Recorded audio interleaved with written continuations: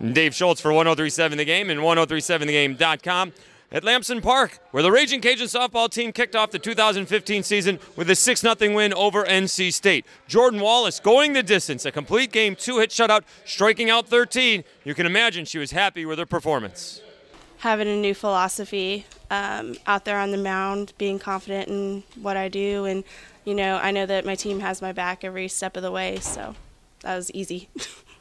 I'm so happy for her. I'm proud of her.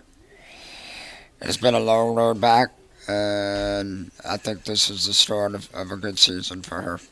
Wallace backed up offensively by Kelsey Vincent's 3-run home run, and Haley Hayden going deep as well. Hayden also showing a little leather, making a spectacular play at second base. I really just try to trust my preparation, everything this team's been doing. We've all been trusting each other and going through this process together, and so he came to me before that bat and said, trust your preparation, just trust your eye, do it. And so I just believed that.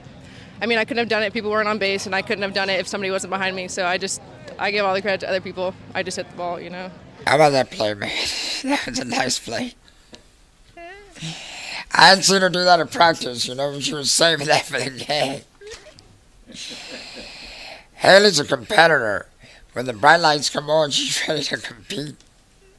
Cajuns continue in the Louisiana Classic with a doubleheader Saturday afternoon at Lamson Park. First up at 12:30 at Central Arkansas, and then Eastern Illinois following that at 3 o'clock. Once again, your final score from Lamson Park in Lafayette, Louisiana. The Raging Cajun softball team open up the 2015 season with a 6-0 victory over the NC State Wolfpack. For 103.7 The Game and 103.7thegame.com, I'm Dave Schultz.